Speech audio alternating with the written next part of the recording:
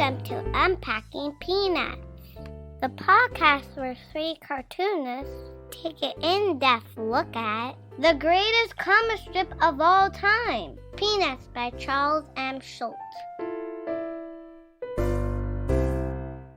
Hey everybody, welcome back to the show. It's Unpacking Peanuts. We are going to go deep into the world of Charlie Brown, Snoopy, Linus, and Lucy in the year 1955. Charles Schulz is rocking and rolling. We may actually reach the point soon of something I'm going to call brilliance fatigue. There are worse things to go through in life than have to spend a year in the life of Charlie Brown and Snoopy. So let's just get into it. I'm really excited. I'm your host. My name is Jimmy Gownley. I'm the cartoonist of the Amelia Rules series, as well as The Dumbest Idea Ever and 7 Good Reasons Not to Grow Up. Joining me are my co-hosts. We have composer for the band Complicated People and this podcast, as well as the brilliant cartoonist behind such strips as Strange Attractors, Tangled River, and A Gathering of Spells, Michael Cohen. Hi there. And the executive producer and writer of the classic TV series Mystery Science Theater 3000, former vice president of Archie Comics, and creator of the Instagram sensation Sweetest Beasts, cartoonist Harold Buchholz. Hello. And this is the show where three cartoonists just get to sit, hang out, and talk about Charles Schulz and Peanuts. And we're hoping you follow along. There are 17,897 Peanut strips. We are going to read them all, and we would love for you to join us. You can do that in a couple ways. It's pretty simple, actually. You could go to Go Comics, and for the first 4 years, you can follow a strip called Peanuts Begins. And after that, you can just look at the actual Peanuts strip, and it will take you day by day through the comic strip Peanuts. There's also a Peanuts wiki, which is really handy and has, I know of all of the strips, but most of the strips. And the other great place is to, if you have some bucks, if you have some dinero, if you have some cash burning a hole in your pocket, you can go online and support the Fantagraphics publication of The Complete Peanuts, which is a series of hardcover books collecting the whole run of Charles Schulz's comic strip. And that's what I did. I just splurged. You deserve it. You deserve it. Guys, this is 1955. We are 10% through our project of reading all of Peanuts. Wow. Doesn't feel like it. I know. It seems, well, there's most of the mountain to go, but it's crazy that we're 5 years in. I just want to take stock for a moment. And how has this experience been for both of you? Has it changed the way you've seen the early strips? Has it changed the way you've thought about your own work? What effect has just reading this amount of Peanuts comic strips, what's it had on you? I love how we're seeing the development of a brilliant artist whose early work I really hadn't read before. I didn't know how he got to where he got, and to see little clues along the way of his growth and his experimentation has been a real revelation. And it is encouraging for me as a cartoonist. I think I've done about 100 strips of Sweetest Beast, so I've got a long way to go to get anywhere where Schulz was. I'd still be in the beginning of 1951 in comparison to where he was, and just seeing that you can continually grow, you can continually develop, you can continually make characters more interesting, deeper relationships, more idiosyncratic, but at the same time more accessible. It's a super inspiration for me. Yeah, me too. Michael, what about you? Well, I've never attempted to do anything like a daily strip or a comic strip. My work's mostly in the graphic novel or comic book format. But what it allows someone to do is to come in with an idea and develop the idea as they go along. And I don't know if it's responding to reader feedback or what, but that's the thing you see with Schulz is he comes in with a character like Lucy, who initially is kind of, as a baby. And the joke was that she really wanted her dad's attention. And there was no indication that she was going to turn into this fuss budget goddess that we know and love. He definitely didn't plan this. I think he had years to understand what these characters were and to develop them. Whereas if you're doing a pitch for a movie or a script for a comic book or a graphic novel, you pretty much have to have the character designed and formalized before you even begin. So this medium is so unique that you can do that over a span of years, evolve it. Yeah, and that is amazing to be able to watch that evolution. And it's like you say, if you want to even try to sell a graphic novel to even a small publisher, you have to have so much of it. You have to basically have the whole story planned out, and so that they can understand it and then give you money. But unfortunately for that process, I feel the best art is the stuff that's also revealing itself to the artist at the same time that it's kind of presenting itself on the page. The artist maybe shouldn't be 100% in control all the time. They have to be open to allowing stuff to just happen. And when you have a daily strip and you have to get it out every single day, you're going to have to turn off a lot of critical filters.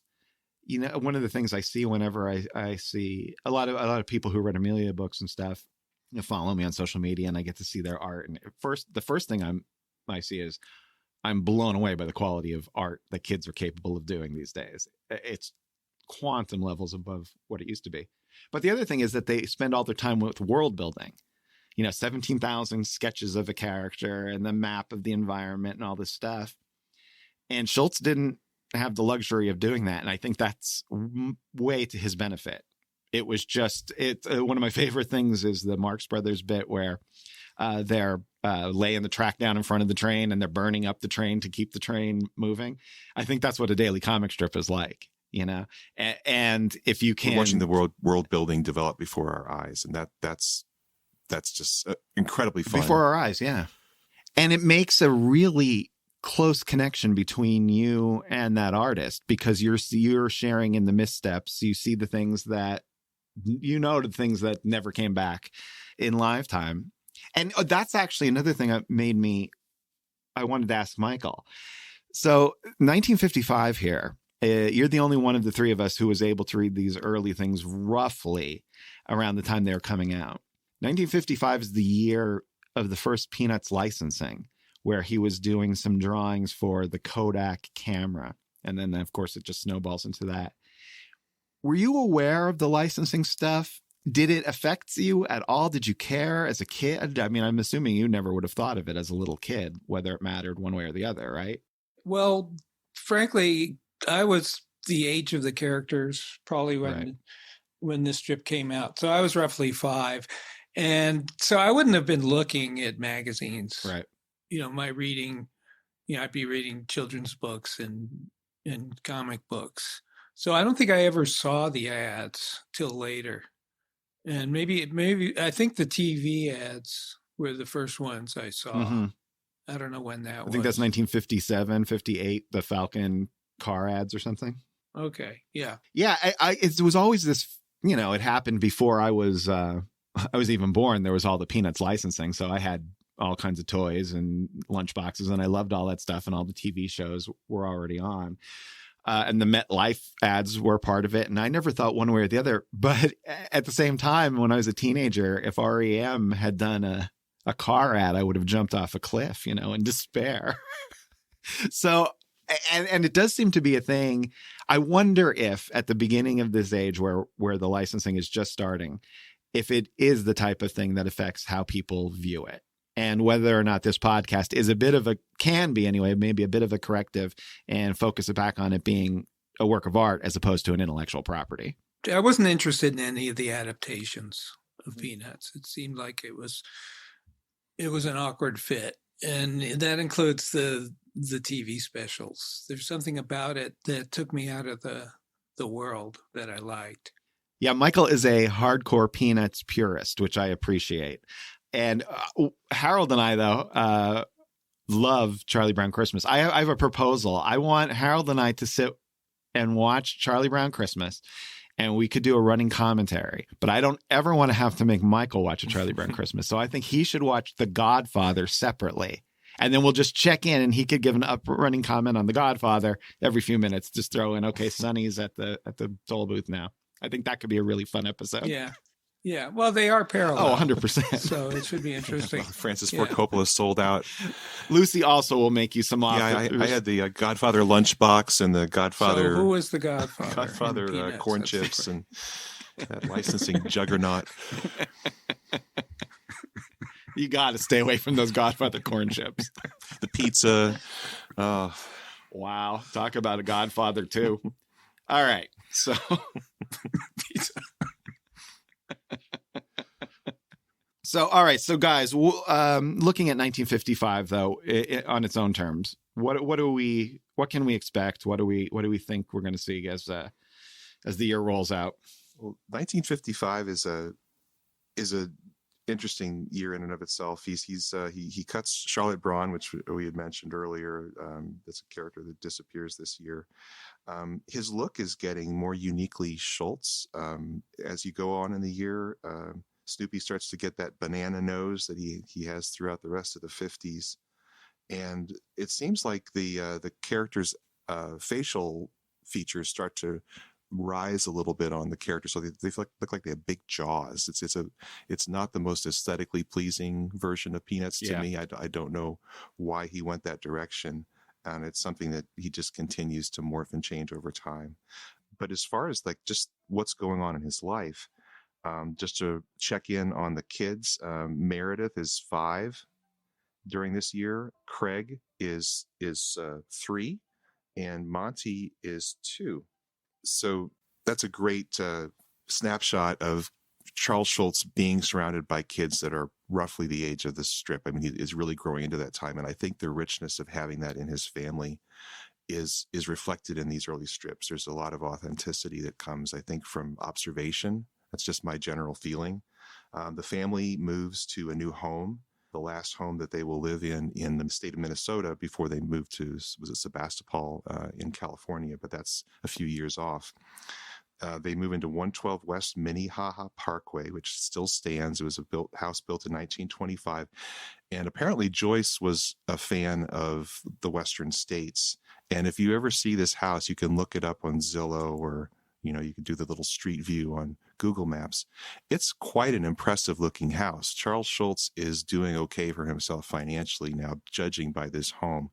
Obviously I'm looking at it in years later, but the front of it, I'm pretty sure, is just the way they bought it. It has a mission tile roof. It almost looks like a California house. It doesn't seem like something that's in Minnesota. And it's right across from this creek, Minnehaha Creek. And there's a parkway between, I guess, their house and the creek. But it's a huge house. It's like, it currently is 4,500 square feet. They may have added something in the back. I don't know, but it's a big house. You can just tell it from the front, that was the house. If you looked at it, it's huge. It's like 5 bedrooms. So my sense is, I'm just guessing from what I know about Joyce. Joyce was always kind of world building in their home. She, when she really went crazy in California and created this amazing, I don't know what you call it, compound for the whole family as the kids were growing up. But in this case, they're just in a much, much bigger house. It's probably over twice the size of the one they were in before.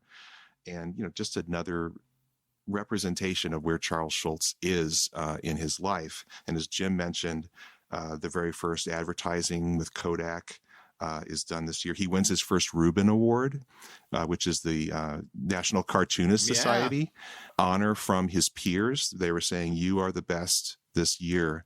And that's very quick, and just in about 5 years, he's being recognized by his peers at being at the top of his game. And you definitely see that in the work. And then just one last thing I'd add is that this is also a year where Charles Schulz takes on a fad that 14 strips are dedicated to this 1955 fad, and I won't give it away. I'll just ask the audience to put on their thinking coonskin caps and see if they can remember what that might have been. It is wild to see the amount of, I'm just going to spoil it, Davy Crockett strips. We'll talk about Davy Crockett in a bit as we start to encounter this onslaught of coonskin cap jokes. One of the things that's great actually about the Davy Crockett strips is that they come to a natural resolution at the end of the year and the end of the fad. It's really kind of funny. It's great. I tried to dig up the photo of me in a coonskin cap. No way you had one? Of course. What do you mean? Oh, you think I was going to be so the only? Jealous. Was it that ubiquitous a trend? I would have been the only kid on the block without one. Wow.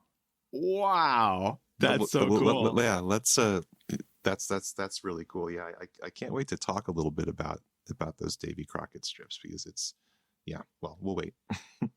The other thing about this year, talking about those trends, like I didn't have a coonskin cap. I grew up in the 70s and 80s, but I wanted a coonskin cap because I was weird.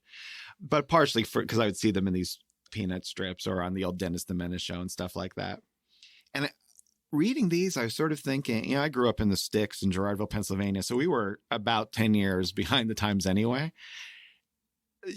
I might be the last little micro generation to have actually lived a childhood similar to the one in Peanuts. I'm thinking one of the things I get to see, obviously, Michael and Harold's choices for the strips they want to discuss ahead of time. And you didn't pick any of the Linus's Fingers Are a Gun strips. No.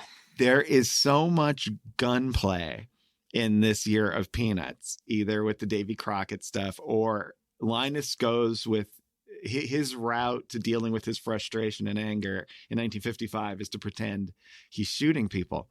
And we'll discuss it here, I guess, but it's one of the funniest strips ever where he just walks up to sleeping Snoopy, points his finger at him and says, bang, it was the only merciful thing to do, which to me, I have a pretty dark sense of humor. I find that absolutely hilarious. I wonder though, what people would make of strips like that today. Oh, well, I mean, if kids did that, they'd be hauled to the principal's office immediately. Yeah. Oh, yeah, there'd be a zero tolerance. Yeah, but I mean, gun culture, I mean, the first toy, the boys would get, of course, it was a gun, a toy gun, cap gun or something. Yep. Yeah, and you're playing cowboys and Indians, or soldiers. So, yeah, it was all about violence, clearly. Yeah, we would call it playing Army or Star Wars, which was just Army in space. And you just instead of going bang, bang, you'd go pew, pew. Right. Which was basically the soundtrack of my entire neighborhood for 6 years. Looking ahead at the year we're going to do, in 1955, I think Schulz has really reached the plateau. I mean, a lot earlier than I thought he would. I think these characters are totally developed at this point. They go on to have new traits introduced later, but I think he's got everything. There's two exceptions. One thing I found puzzling was that Linus is at this in-between stage where he's always been a baby who can't walk and can't speak. With it, occasionally they'd have a thought balloon that might be a little sophisticated, but he goes from being a baby to being another one of the gang, walking around and running and playing this year. But it seems like Schulz kind of jumps forward and back on Linus's age. And I find that really curious. So we'll talk about it when we get to those strips. Yeah, and interesting that Monty's 2 and Craig is 3. So I'm wondering if he's kind of the surrogate a little bit in Schultz's mind for whatever he's observing, and he's bouncing between his two sons that are in different stages of development. Yeah, that's a guess. I don't know. And the other one in the stage of development is Snoopy, who clearly transforms as the year goes by. He looks completely different. This is the Snoopy I grew to love, and it's still my favorite Snoopy. But very different from what you see in the 70s and later on. It probably looks extremely weird to people who grew up on the later look. But Snoopy also seems to be this year having anger issues. I mean, Harold in an earlier show, he talked about the anger index, or the number of strips in a year that dealt with anger. Snoopy this year seems very intent on frustrating everybody. And it's like he's angry about the fact that he's a dog and he's treated differently than everyone else. And he starts fantasizing about being other animals because he doesn't like being a dog. And then he makes a point of trying to ruin everybody's fun by just going berserk and frustrating everyone. And sometimes it seems like it's out of joy. I don't know. It seems like nothing like the later Snoopy who's sitting at a typewriter. He's angry, and he just likes being a pain in the butt, basically. He's busting loose. Yeah. All right. Well, listen, there's a lot of strips to get to. So how about we just jump into it right now? Well, you know what? First off, we'll take a break, and then we'll come back and we'll start discussing the strips of 1955.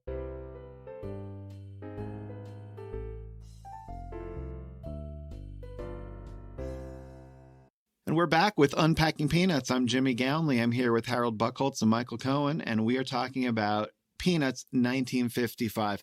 Guys, how about we just jump right in and start with the strips? Why Sure. not? January 2nd.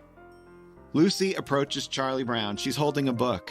She says, "Charlie Brown." Charlie Brown thinks to himself, "Oh, good grief." Lucy hands Charlie Brown the book. She says, "Will you read me a story, Charlie Brown?" "I'm trapped," says Charlie Brown. "There's no use kidding myself. I'm trapped." Lucy begs, "Would you please read me a story, Charlie Brown?" Charlie Brown says, "Oh, all right. I suppose we might as well get it over." They sit in an easy chair, and Charlie Brown reads. Let's see what they've got here. He reads, "Once upon a time, they lived happily ever after. The end." Charlie Brown walks away.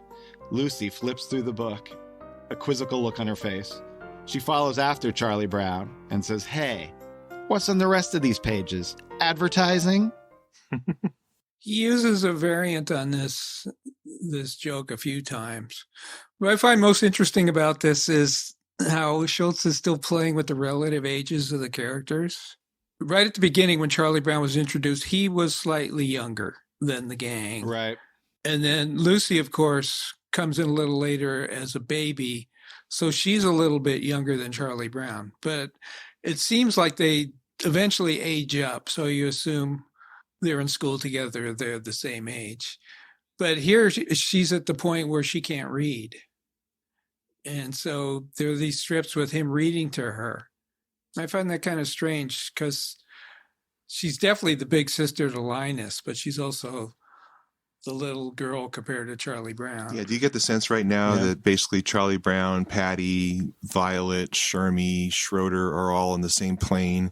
Lucy's just a tick below them, and then Linus, a little bit below Lucy. Is that kind of what 1955 looks like? I don't know. I don't think there are any school strips, because those are the ones where you see the characters in the same class. Yeah, we're really not seeing much at all of a school context, and they talk about things occasionally, but we don't see them in school. We had the first one last year, the first school sitting at the school desk, and I don't think there are any this year. Isn't that interesting? Yeah, that's interesting because it's such a major component of what I think of as Peanuts, and we haven't seen much of it at all throughout all the 5 years. That's really surprising to me. And given, I'm guessing Meredith. Well, maybe Meredith didn't go into kindergarten until like the fall of this year. So maybe we're going to start to see some more school experiences in 56. We'll have to wait and see. Now, on this second tier, third panel in, Harold, looking at Lucy, that's, I assume, what you're talking about when you say the big jaws. Yeah. And this is, he kind of grows into it throughout the year. But there's this, I don't know. It just seems like everything on the face is just moved up a little bit. And it's like he nailed it in my aesthetic, say back in 53, 54. Particularly 54, it just aesthetically looks lovely. And here it looks, I love it because it's Schulz, but I think if I had to choose between the looks, I would go back towards the 54 version until he morphs it into something else again a little bit later, which was also pleasing to my eye. And I do think from my experience doing Amelia for 1,300 pages, which is nothing compared to this, but the character does just change from drawing.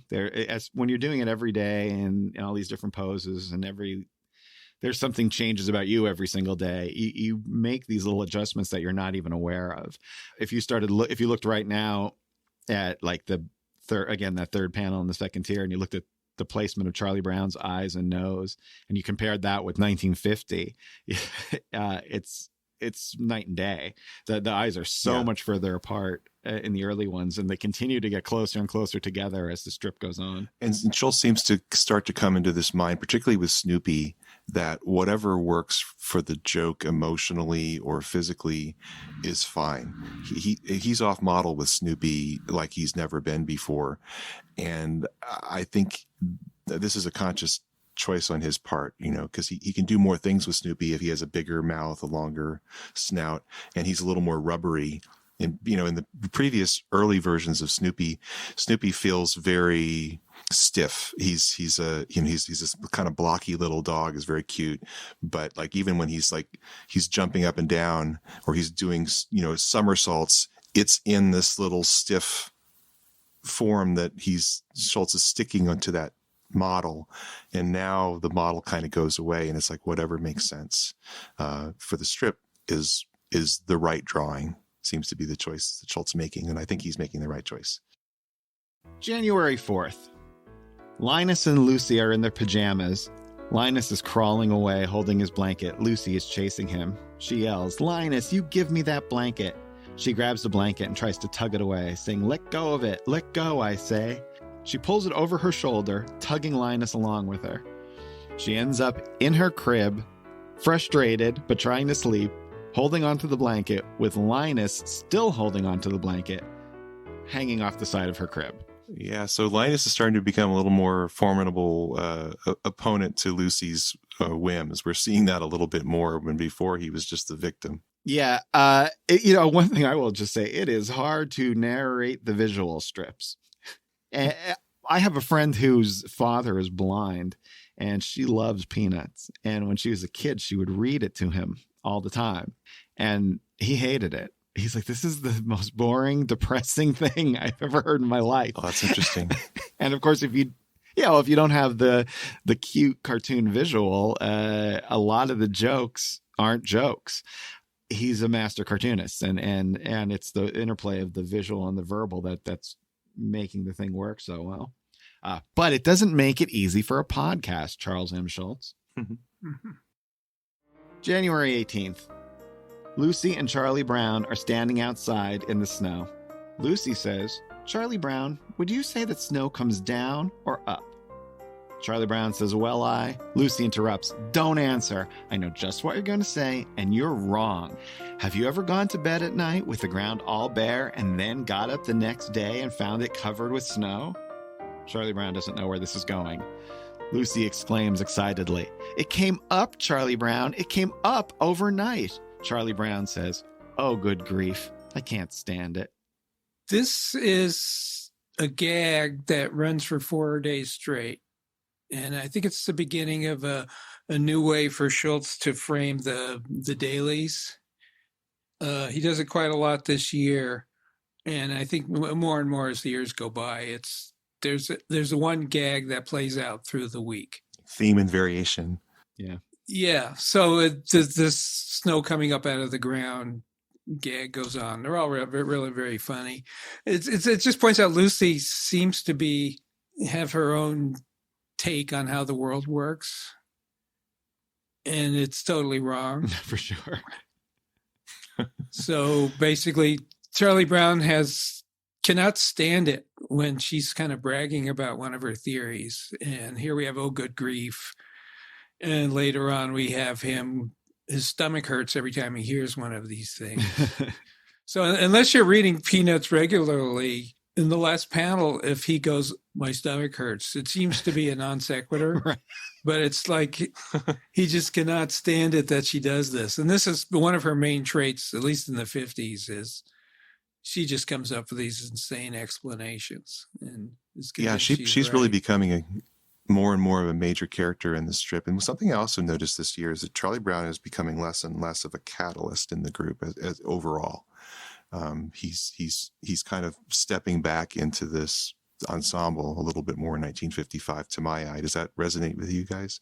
It's the eccentric and eccentrics model of comedy. It becomes more, like Seinfeld or something like that, where ostensibly the least interesting person is the center. and it allows everybody else to be crazier around them. Yeah. So, yeah, I do understand. He's not so much a catalyst, but on the other hand, it feels like if you take him out, there's no strip at all. These people, it would instantly become less interesting. Yeah. But you're right about the non-interesting character. Seems to be a real standard way to frame a comic strip. But like I was thinking of Pogo, who's kind of just a nice guy and surrounded with all these crazy people. Right. Even something like Dick Tracy. You know, Michael, you were saying that Lucy was the first QAnon adherent last year. Oh yeah, absolutely. Well, no, I'm gonna push back hard here. I don't think she is. You know what? She's Q. She's not following anybody else's. Yeah, right. And that's her. I feel for this. You know, this is such a timely strip, a current strip. Every day on social media, people say anything they want with the absolute sincerity and authority, and it makes your stomach hurt. Poor Charlie Brown, because it's Lucy and she's right there. He can't ignore this. He's going to have to try to engage with this. Yeah, sometimes he tries and sometimes it's like, ooh. I have a question for you experts. When did Good Grief start? That's a great question. I did not notice the first Good Grief. I didn't either. It was early on. We had another one last year. I mean, that's definitely his catchphrase. Well, hey, listeners, maybe you could pull your own weight for a change. Why don't you guys email us, find out when that first Good Grief is, and get back to us, you blockheads. That would be very helpful. Thank you, guys. Hey, treat our audience with some respect. January 24th. Linus is smiling and holding a ball, extending it to Snoopy, who is also smiling and looking at it. Linus holds the ball as if he's about to throw it. He goes into a wind-up, holding the ball out as far as he can behind him, and then he falls over backwards from the weight of it. Snoopy looks upset by this. I think this is an older strip. This is like 1953 Linus. The gag for Linus when he started was he was so small that like a living room fan could blow him over. And he's way beyond this now. And at first I thought, yeah, maybe this is an unused strip that he plugged in. Snoopy looks like he's from this era. Yeah, or it's something he saw one of his younger kids do. Well, I mean, not that they would fall over from holding a ball, but that the awkwardness of first mobility. And Linus was the closest analog he had to plugging that into the strip. Maybe something like that. That's what I think. Yeah, Monty is just short of 2 years old now. When this, maybe it's again observation, but there were a ton of strips where Linus falls over. Yeah, but we haven't had one for a while. In his head, or we haven't had one That's for true. a year and a half. Yeah, so. This is a throwback, and yeah, the art's sketchy looking, or maybe that's just the reproduction I'm looking at. Yeah, I usually think if I see a sketchy reproduction in the Fantagraphics book, that's telling me that maybe it never got reprinted, and they're pulling it from a newspaper source or something. But I don't know if that's true or not. Yeah, that could very well be it. Yeah, that looks like it's being reproduced almost. It looks like almost a half ton. January 26th. Snoopy is alone in a field with his thoughts. He thinks to himself, sometimes I wish I were a wolf. I get tired of having to depend on people for everything. Snoopy suddenly looks like a feral wild dog, and he thinks to himself, if I were a wolf and I saw something I wanted, I could just take it. Then he makes the noise, arg. At this moment, Charlie Brown walks by. Snoopy notices Charlie Brown noticing him. Charlie Brown smiles. Snoopy walks away on all fours, embarrassed. This is the first of many imitations, and that becomes Snoopy's one of his main shticks through the rest of the 50s, I think. He's tired of being a dog, and he wants to be an animal. So I picked this one because it's the first, but in this year he becomes a wolf and a rhino, and also he starts imitating people too. And this kind of plays into you're saying this is the year of Snoopy's dissatisfaction and anger like we haven't seen before, right? Yeah, well, panel 2, clearly he can't just showing fangs. take yeah. something, just something, he wants something, take it. He can't do it. But if he was a wolf, he could do it. You know what's pretty funny about that drawing? A lot of times when he does something like that, tries to show a more feral Snoopy, it doesn't quite look as Snoopy-ish as it should. This one, I think it's actually really cute. It's a very cute Snoopy trying to look tough.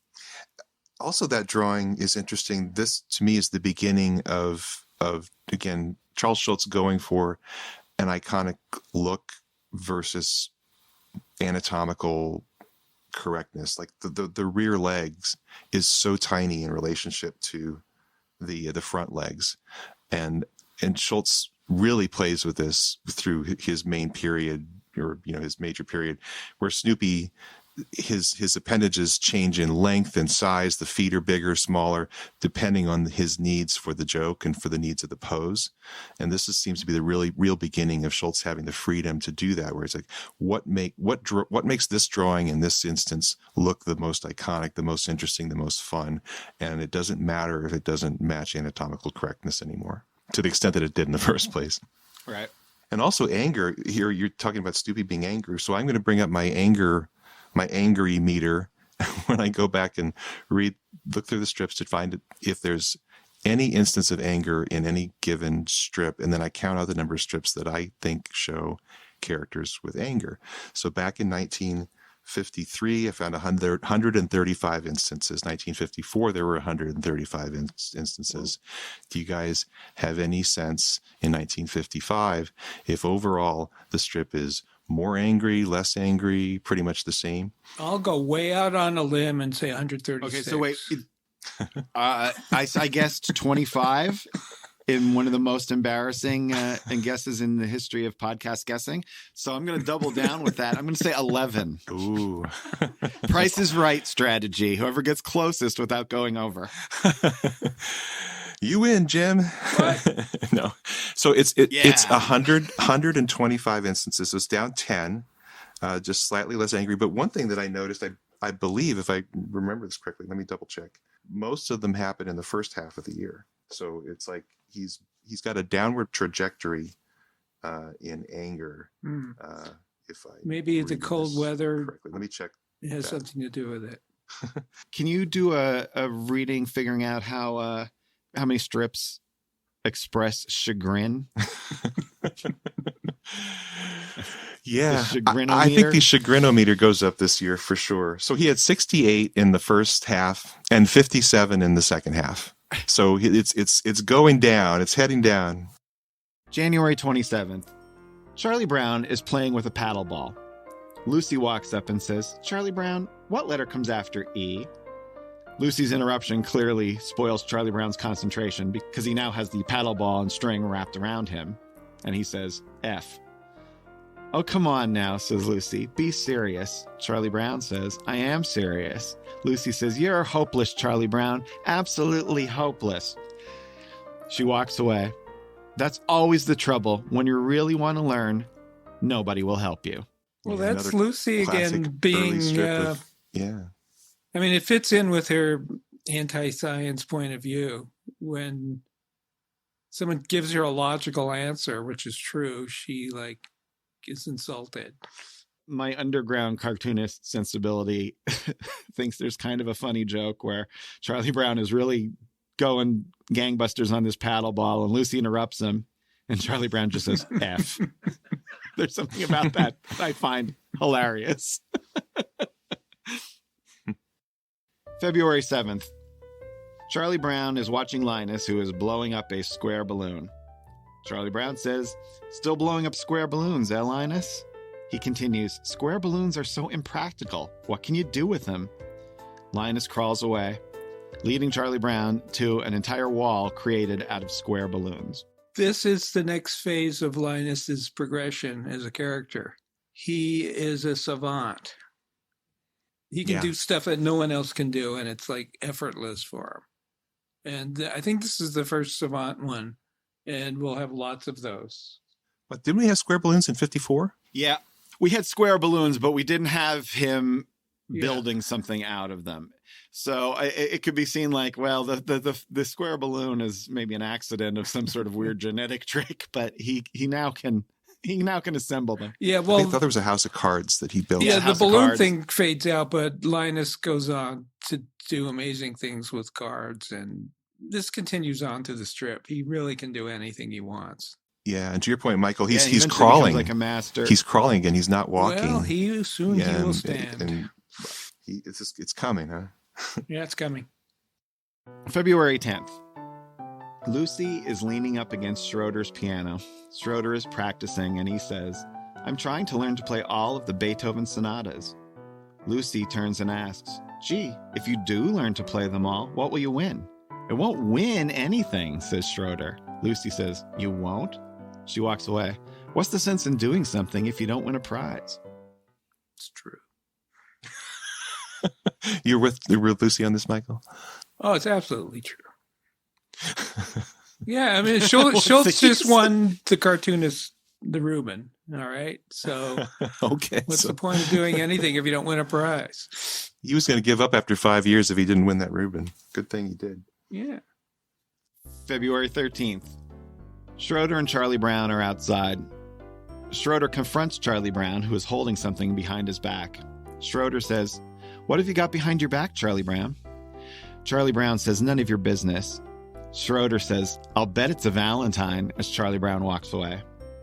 Charlie Brown is indeed holding a Valentine, and he's saying, rehearsing to himself, "This is for you, Violet. Happy Valentine's Day." That doesn't sound quite right, he thinks. He tries again. "This is for you, Violet. Happy Valentine's Day." He passes Snoopy, who's amused watching Charlie Brown rehearse. Charlie Brown continues to practice. "Here, Violet, this is for you. Happy Valentine's Day. I know I can do it if I just don't get nervous. This is for you, Violet. Happy Valentine's Day. This is for you, Violet. Happy Valentine's Day." Oops, there she is. Easy now. Don't get nervous. You can do it. Charlie Brown walks up to Violet. He presents her with his box of candy and says, "This is for you, Violet. Merry Christmas." Ugh! Charlie Brown pounds his head against the tree as Violet looks on. Why Violet? I ask you. Who else would you have given it to? Who would have been the obvious one for you? Well, there is no character. That's why it's odd, because Violet is no longer a character he likes. Violet is the cruelest of the cruel. And well, it goes back to your theory, Michael, right? That if Violet is with Patty, they're cruel, insensitive, horrible people. But when she's by herself, she's quite neutral. I don't know why that is. And also, you're sort of asking, why is Charlie Brown attracted to someone who's bad for him? Well, human nature, my friend. Why is he nervous? That's what puzzles me. Maybe. Well, he doesn't want to blow it. Maybe he thinks Patty's going to be there. Maybe because she also is cruel. Right. Yeah, you never know. Yeah, he needed a little red-haired girl to give this. He doesn't want rejection. February 15th. Charlie Brown is talking to Shermie. He's holding up a little box and saying, "Look, my dad gave me a toy farm." Charlie Brown takes out the little animals from the box and says, "It's got a cow, a horse, a pig, and a dog." Shermie examines them. Charlie Brown holds up the barn and says, "And it's got a little red barn and a rail fence." Charlie Brown holds up a piece of paper and says, "And a special form to send in that guarantees me 90% of parity." For some reason, 5-year-old Michael Cohen was puzzled by this one. Peanuts Obscurities. This is the first one for 1955. What on earth is going on in this strip? Peanuts Obscurities Explained. Well, I did a little bit of digging, and I'm sure you'll find this fascinating, that the Agricultural Act of 1954 had just been passed because there were, all throughout the years, including the Depression, there were different levels at which you were guaranteed payment for crops that you were selling. And so they would set the price based on parity, was like, what did it cost for a farmer to live, and based on general goods and services. And so what was happening was, after World War II, there was this argument about whether we should continue to be constantly supporting all of these crops, especially when farmers are making crops that we didn't need, and they were overproducing. So it was a big debate, and that's what this is all about, that they had set the new parity anywhere between 82.5% and 90%. So that is what Charlie Brown is referring to. He wants the crop that's going to get in the 90%. Well, there you go. Yeah. Mystery solved. Another genius punchline from Charles M. Schulz. And you know what's fun? I still don't know what the strip's about. All right. That just shows the depth of Schultz's work. It really does. I actually, all kidding aside, I do love jokes that not everybody's going to get. Yeah, and Jim and I, we've always talked about the idea that, you know, when you're a kid reading a strip or just anything in general, you're used to not getting most things. And so it's just a part of life. And yeah. No, and I have noticed that in you guys' work. We just don't get anything. Our stuff is inscrutable. Hey, not just in my work, in my life. February 20th. Charlie Brown is reading a book inside. Lucy comes up and says, "Are you sure, Charlie Brown? Are you absolutely sure? Are you?" Charlie Brown sighs. He turns to Lucy and asks, "Lucy, why do you ask me things if you don't ever believe me?" Lucy says, "Oh, I believe you, Charlie Brown. I believe everything you tell me." Charlie Brown says, "You do not." Lucy says, "Sure I do. Tell me something and watch me believe you." Charlie Brown says, "Oh, good grief, don't be so stupid." Lucy doubles down, saying, "Come on, tell me something. Watch me believe you. Tell me anything." Charlie Brown says, "The world is made of snow." Lucy says, "I believe you. The world is made of snow." She runs up to Violet and says, "Hey, Violet, Charlie Brown just told me that the world is made of snow." Violet says, "Charlie Brown is out of his mind." Lucy returns to Charlie Brown. "You're out of your mind, Charlie Brown." This is one of the all-time great Charlie Brown and Lucy strips. Funny. Maybe Lucy invented snark in 1955. Yeah, she's so well, driving. It definitely had to happen in the span of the baby boom, right? I mean, nothing occurred before that. Right. She comes across as so drivingly sincere sometimes that when you get to the end, you don't know how much she's just being clueless or how much she's really digging something in, turning a screw. You know, is she being snarky? Or is there just this weird disconnect where she's like, I'll believe you, until she believes Violet? You could read it either way, I think. Mm-hmm. But his stomach is definitely hurting in that last panel. Yes, it is. And you're right. You know, again, we were talking last year about the Shermy test. And the Shermy test being is if it's just a joke that could be delivered by any character, then it fails the Shermy test. But if it comes out of the personality of the characters, then it passes. And more, we're just seeing these all come out of the personality of the characters. Definitely. And not only the personality of the characters, but the way they behave and interact with other characters. Because Lucy is different the way she behaves with Linus than she is when she's with Charlie Brown or Violet. That is true. February 27th. Lucy is sitting leaning up against Schroeder's piano. Schroeder is playing with a bust of Beethoven on the toy piano.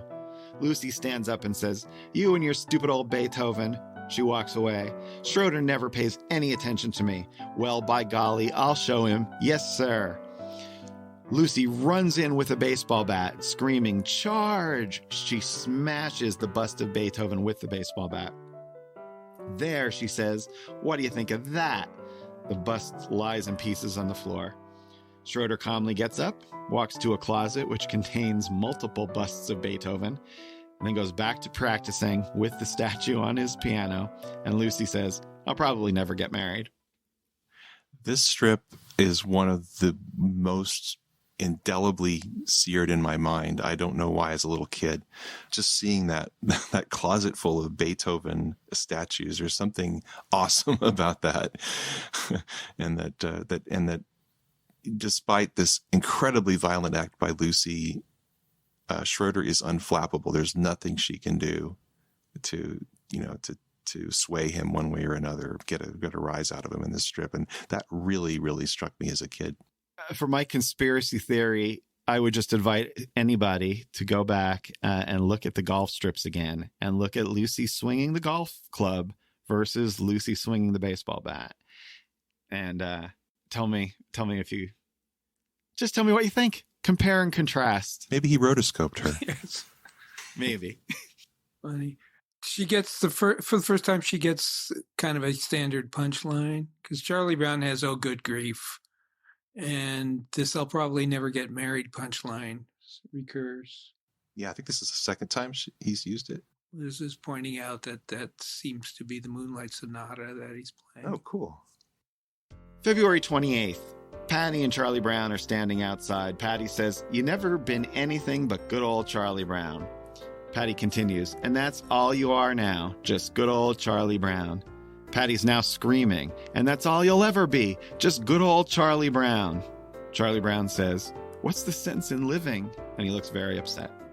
This is so Charles Schulz. Nobody else would do this joke, right? Here's somebody telling somebody that they're only going to always be good and that's terrible. I mean, it's like this weird circular thing in Schulz's head that doesn't really make sense, but we're invited into it, and he just does it over and over again, and it just becomes. It's like I can't relate to somebody saying you're just always going to be good. I'm trying to think. I've seen a couple things, I guess, in art where someone is considered a milk toast, but to be good old Charlie Brown. And that's the thing she's holding over him is such a bizarre idea to me. And it's so Schulz. I always find it weird when he does the thing where someone just randomly says something bad about Charlie Brown for no reason. When it's something good. I don't know. You know? Well, I mean, yeah, but you're just saying the word good as if it means good. What she's saying is good old Charlie Brown, which is just a pejorative for boring Charlie Brown. She's not referring to, I don't think, she's not referring to good as a virtue. She's just saying, no. Well, whoever says good old, who have you ever heard said someone's good old this or that and didn't mean that he was no good? one says good old President Obama or good old Paul McCartney. Well, come over to my house. Boys. This is a throwback to the very first Peanut strip, because that's the good old Charlie Brown was the first. Yeah. How I hate him. It's like Schulz is processing this thing that people see him as good, and that's not good enough for Schulz. I don't know. It's fascinating. Well, one interesting thing, there's a lot of side effects to this podcast. One of which is that it's a really interesting mode of self-therapy. So I was listening to our last episode the other night, and I was talking about how, well, you know, I don't relate to this perfect thing. This is only an insane person would talk about striving to be perfect. And I got a copy of my my memoir, The Dumbest Idea Ever, the Spanish edition, and I was looking through it. And there's a whole scene of me doing exactly that. Wow. Talking about how I got all hundreds this quarter, but they only gave me 99s because only God is perfect, and how frustrating this is. And it never occurred to me that I was that. I know I'm insane. I didn't know I was that type of insane until I put those two things in context together. So I'm curious to see what more about myself I find in Charlie Brown as we go forward. We're all Charlie Browns in the dark. That's his thing, you know. He can make that really true. Everybody finds a little piece of themselves in that character. March 5th. Charlie Brown is sitting on the curb. Patty is standing there. She says, "I don't know what's wrong with me. I do the dumbest things." She sits next to Charlie Brown and says, "I just can't seem to do anything right. I guess I'm just stupid, just plain old stupid."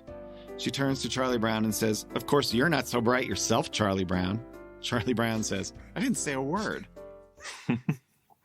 See, I think that's a way superior strip to the previous one we read. I agree. Because I can imagine a little kid or an adult for that matter behaving that way. I can't imagine someone just being like Patty is, just randomly to someone standing there insulting them. But this feels real to me. At least explain yourself. Why is being good old not good enough? He's got like 3 panels that he could do that in, and it's just doubling down that's not a good thing to be good old Charlie Brown. This is also a good example of Patty with the big jaw in the first panel. If anyone wanted to see what I'm talking about, they want to look up the March fifth strip. The mouth just moves up really high on the head, and so the characters look like they have these big jaws. Yeah, this is a real example of, I think, about how kids actually function. Is when they're feeling bad about themselves, their self-image, they often find somebody who they can put down. Yeah, and we're seeing it in Lucy feel superior this year on Charlie Brown. And sadly, not just kids. Yeah. March 6th. Linus is playing with some blocks and holding his blanket. He seems a little bit fidgety and discontent. He says, "Gee, it's cold in here." He tosses away his blanket, then crawls to his parents' bed where he pulls off the large comforter. He then crawls away with it and plugs it into the wall, and we see it is an electric blanket. I believe this is the first time we see Linus with the blanket and sucking his thumb. That's why I brought this one up. It seems like I've never seen that combo before. Everything else was him just holding the blanket, but now we get the dual classic look of Linus sucking the thumb and holding his blanket. But it's not his blanket. Well, that's true. And I guess part of the gag might be maybe the electric blanket was just something new and everybody was getting them.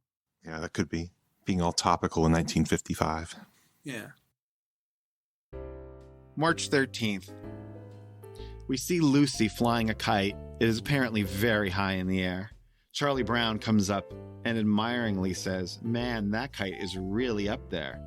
Schroeder walks by and Charlie Brown points it out to him, saying, "Look, Schroeder, have you ever seen a kite up so high?" Charlie Brown continues, "I got to hand it to you, Lucy. I always thought you were kind of dumb, but anyone who can get a kite up that high is all right in my book. Yes, sir." Charlie Brown continues, "Going to haul it in now, eh? That's probably a good idea. A kite shouldn't be kept up in the air too long, especially one that was that high." We see as Lucy reels in the kite. It is actually just a tiny little kite. It wasn't high up in the air at all. She walks away holding it. Charlie Brown and Schroeder look confused. We need our resident physicist to come in and explain this. Is this possible? Yeah, I don't know how I feel about this strip. It's a funny gag. Yeah, it's one of his meta jokes where, it's a play on the fact that it is perspective. Things that are small, or things that are far away appear small. And on a flat two-dimensional plane in the comic strip, he gets to play with that a little bit. This is something I remember a lot from when I was a kid. It was in some of my earliest books, and I think it's really funny. When I read it, I felt a little nonplussed because it did seem like in their world it couldn't work. And then it turned into like a Tex Avery type gag, which, because I so much am pulled into this world, it kind of pulls me out, and it wasn't worth it for the gag, I think, even though it is clever. Well, I think one thing that we should note going forward is that it's not a world like Middle Earth, or it's not even a world like, the New York City of the early Marvel comics. Every one of these is a message from Charles Schulz. And if he's feeling meta that day, he doesn't care about the rules of the world.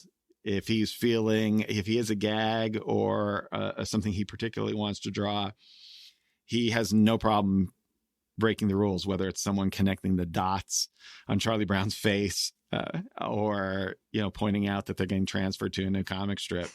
Every one of these, I really always feel Charles Schulz's presence.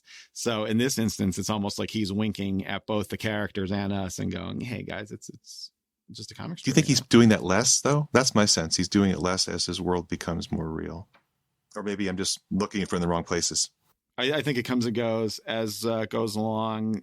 Later, there's definitely more examples of that. So, like everything in Peanuts, it wanes and it peaks, and it has peaks and valleys. March 17th. Charlie Brown is reading a book to Schroeder. A music publisher came to Beethoven one day and offered him $50 for a new piece. Schroeder is paying close attention to Charlie Brown reading. Charlie Brown continues, "My price is $100, said Beethoven. $50, said the publisher, and not 1 cent more. Schroeder is outraged. He yells, "Don't let him bluff you, Beethoven," knocking Charlie Brown from his perch reading the book.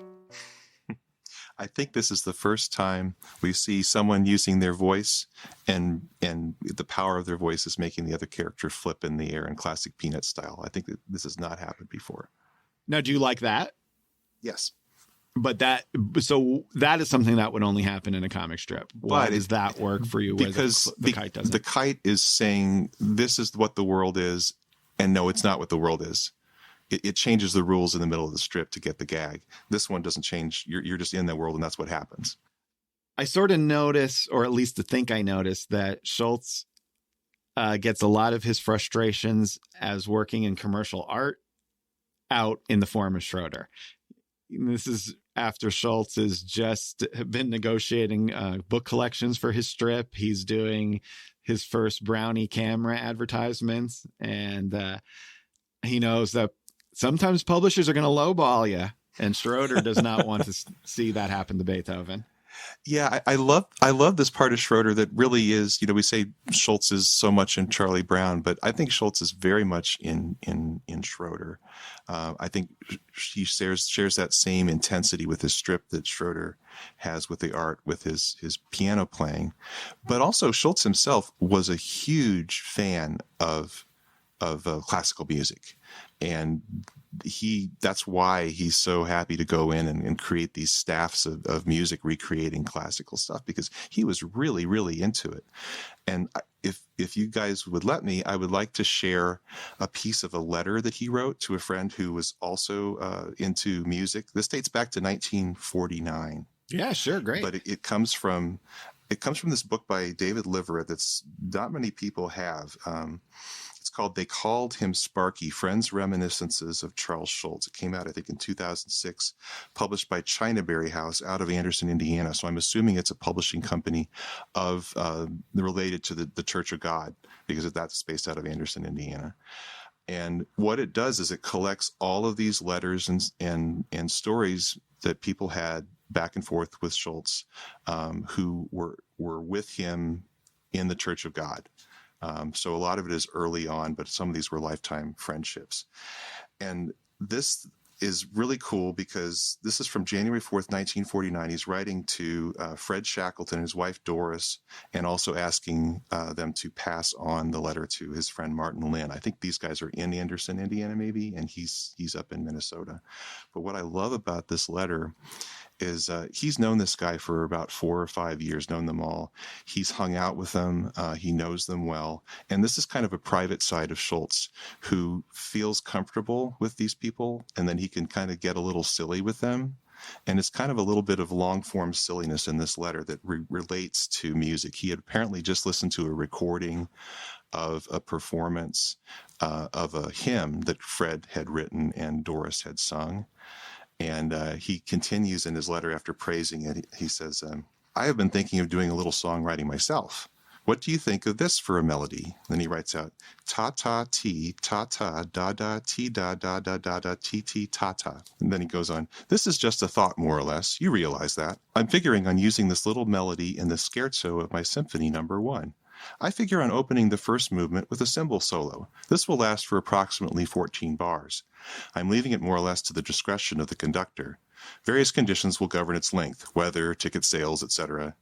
The 8 men come in from the wings, carrying bass fiddles over their shoulders and at the same time breaking into the main theme, which will closely resemble Go See What the Boys in the Back Room Will Have. This not only concludes the first movement, but it also concludes the bass player's contracts with the orchestra. The second movement is sort of sad. Some will say that I am mourning for a lost loved one. Mourning, M-O-U-R-N-I-G, that is. The truth will be far from it, however. These melancholy passages were picked up one day at work when a lady was heard humming a weird bit of music. That's lovely, I said to her. I didn't know you could sing. Sing nothing, she answered. I've got my foot caught in the desk drawer. The third movement, as I said, will be the scherzo. Now for the climax. At the beginning of the fourth movement, the entire orchestra will stand while the conductor remains seated. This gives quite a striking effect. The music itself in this movement is monumental. By this we mean it sounds like someone pounding on concrete with a sledgehammer. All the French horns play La Marseillaise, while the violins break out with some splendid little passages closely similar to the sound made by closing streetcar gates. I have already had this symphony recorded on a new type of cardboard record I have invented. Absolutely no surface noise. In fact, no noise whatsoever. Sounds like more of a critique of modern music, modern classical. Well, I think it's interesting. It shows that being a funny cartoonist is a non-transferable skill.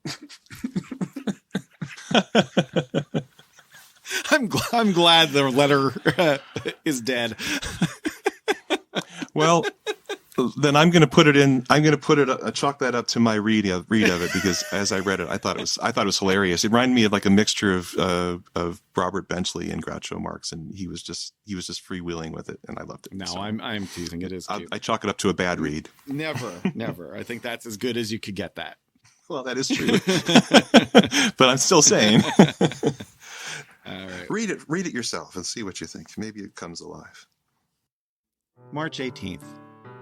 Schroeder and Lucy are listening to Charlie Brown read. Charlie Brown says, "No, no, no," the girl said to Beethoven. "I could never marry such a horrible man as you." Charlie Brown sighs. Schroeder looks furious. He stands up and yells at Lucy, "You're all alike!" Later in the year, he does a couple more gags like this. Charlie Brown reading from the biography, and Schroeder really getting overly emotional. Well, what's funny too with him getting over emotional is the woman in the story doesn't want to marry Beethoven. Lucy desperately wants to marry Schroeder. So why is he putting this on Lucy? I actually relate to Schroeder's obsessive fanboy attitude. I'm the type of person, I am in it to the bitter end when I find something that I love. So I understand Schroeder's enthusiasm, but I think he's off base. Lucy would marry him in a heartbeat when they grow up. You're the guy who watches season 7 and 8 when you shouldn't, right? Oh, I read Finnegan's Wake. Like that's you. The only reason you would do that is if you're completely nuts. But yeah, if there is a season 7 and an 8 of something and it's terrible, but I love season 3, I'm going to watch season 7 and 8 100%. I don't watch that much though. Wait till you hear my audiobook of Finnegan's Wake. You'll hate it. March 23rd. Schroeder and Charlie Brown are walking outside. Charlie Brown is holding something in his hand and he says, "This is one of those whistles that only dogs can hear." Schroeder says, "I don't believe there is such a thing. You've got to show me." Charlie Brown blows into the whistle. We see no indication that it's made a sound, but Snoopy's ears shoot up and lightning radiates from his head. Snoopy looks frazzled as Schroeder and Charlie Brown walk away. Schroeder says, "I'm sorry I doubted you, Charlie Brown." Charlie Brown says, "That's all right. No harm done." He uses this Snoopy look on a couple other strips this year. He's not just frazzled. I mean, literally, he's frazzled. All the lines are squiggly. I really like the drawing of Snoopy in panel 3. I think that's super cute. And that Snoopy in panel 4 makes me think of, I don't know who the artist was of those caveman-y kind of greeting cards that seemed to be popular. It was in the 60s and 70s. It's just got kind of its own vibe. April 30th. Lucy is eating from a bag of candy. Snoopy is hopping up and down, begging. She tosses him a candy. Snoopy eats it, then walks away thinking to himself, "What a stupid way to make a living." This is that angry Snoopy I was talking about. He's really resentful that he has to put on this little act to get some candy. Mm-hmm. And look at the last panel. I mean, he's furious. Yeah, he really he's is. Miffed. You can tell, yeah. Does this count as one of your anger strips? Yes. Oh, good. This is interesting too, when you, from a cartooning standpoint. What makes him angry? Is it that 1/8 of an inch microscopic pen line? Basically, right? Yeah, the brow. And it reads as absolute fury. Well, and I'll tell you, when I do my little tally, if someone else were to do it themselves, they would come up with possibly a significantly different number, because it's a judgment call. I just try to be consistent with myself, but I think someone else doing it might come up with a much higher or lower number than I do. It's subtle. Now, are you looking at it with any character? Like if it's the character that maybe isn't the main character in the strip? Yeah, any character expressing anger in a strip, that's what I'm counting. Right. And sometimes it's a bunch of them or all of them. Right. May 22nd. Charlie Brown is playing baseball in what looks like a really rough-looking abandoned lot. He yells, "Come on, let him hit it. What do you think I'm out here for?" The rest of the strip is Charlie Brown chasing a high fly ball. And to describe it, he runs through the rubble of broken houses, across barbed wire, through alleys, dirt patches, over over what looks like a bunch of cans and a garbage pile, between a fence, through the woods, and finally the ball comes down and he drops it at the last second. Yeah, this almost looks like the front in World War II. Yeah, really. This is my strip of the year. This is wow. Absolutely brilliant. I mean, the gag, it seems like someone would have thought of this before. It seems kind of obvious in retrospect, but that whole thing he goes through to get it, like this insane athletic feat to get to the ball. And then he's so happy on the second to last panel, he's going to be the hero, and then blip, the ball drops out. Those last two panels, I mean, the whole strip has some really great drawing that actually looks looser and more like later Peanuts to me in some ways. Mm-hmm. But those last two panels, the look on his face, and then the fact that his mouth disappears in that classic Peanuts profile as the ball falls out, it's just hilarious and heartbreaking. Yeah. You could see that last panel on garbage pails and Snoopy Peanuts memorabilia. It's just so classically drawn. It's like quintessential Charlie Brown. Would you guys agree with me that the drawings in the background and stuff looks like later Schulz? It's not. I mean, it's much more messy, like intentionally messy, because he's going to try to describe this sort of vacant lot look. Yeah, it looks very sketchy. It's a very different. And again, that's what makes me think of his World War II stuff. Different. He was doing sketches from World War II, and we've seen some of those. I would think of Bill Malden. Bill Malden was able to capture that, those crumbling buildings and barbed wire, just kind of a scratchy line. Yeah, I mean, Bill Malden was a cartoonist that was really popular among the GIs of World War II. Schulz was a huge fan, and he ends up getting name checked a bunch in later Peanut strips. There's one panel here where Charlie Brown is running away from us in an alley, and it's got kind of this bizarre scratchy shadow, but the slats on the siding of what he's running through are pretty rough. They're not exactly following the perspective exactly, and again, it just kind of gives that sense like he was sketching.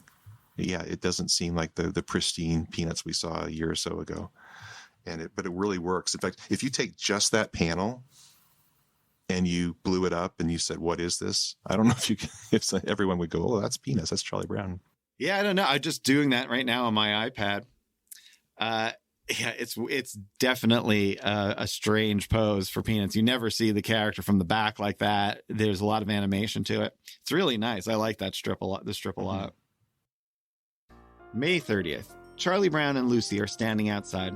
Charlie Brown says, "The trouble with you is you can't get along with anybody."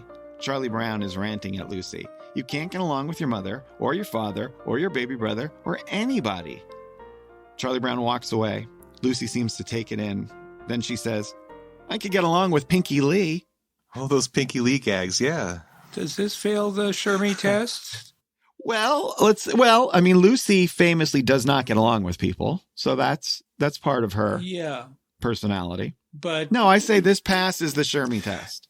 I mean, the punchline, I don't know if the punchline does. I think the joke is not inherent to the character. No, the setup is. Yeah. So that's another gray area in the Shermy test. And for those of you who are wondering, and this is another Peanuts obscurity, who on earth is Pinky Lee? So it's time for the Peanuts time machine. Pinky Lee was this upbeat. And who on earth is Shermy?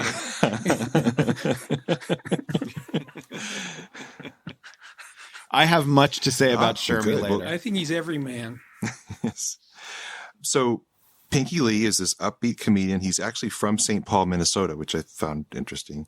He's very high energy. He was the main inspiration for Pee Wee Herman. And he's really super high energy performer. You can find a couple of his things on YouTube. He is constantly, he's a dancer. He's kind of dresses in the kind of it's not a clown, it's the kind of the baggy pants kind of look. And he had a studio audience. He would come in and hang out with the kids and the moms in the studio audience, and just nonstop energy. And everything is great and a laugh and fun. He gets along with everybody, which is where Lucy's saying, "Oh, Pinky Lee would Well, I learned something today. I have heard jokes about Pinky Lee and references to Pinky Lee for my whole life. Never knew who Pinky Lee was. I think I assumed it was a female singer. Yeah, right. Well, right. you're thinking Brenda Lee. I also was confused. Brenda Lee. That's what I'm thinking. Confused about He's that. worth checking out. He actually collapsed while performing one of the shows, and everyone was laughing for a long time until he didn't get up. Oh, no. He was okay. He had like some viral infection or something, but apparently that was the end of him doing the TV show. But you see how much energy he put into the show. It like take Pee Wee Herman and then just one notch higher, and that's Pinky Lee. Oh wow. Hey, that's if you were going to go out though, that's the way to go out. Yeah, right. We'll have more with Jimmy, Michael, and Harold in Unpacking Peanuts 1955 Part 2. Unpacking Peanuts is copyright Jimmy Gownley, Michael Cohen, and Harold Buckholz. Produced by Liz Sumner. Music by Michael Cohen. Additional voiceover by Aziza Shakrala Clark. For more from the show, follow Unpacked Peanuts on Instagram and Twitter. For more about Jimmy, Michael, and Harold, visit unpackingpeanuts.com. Have a wonderful day, and thanks for listening. You blockhead!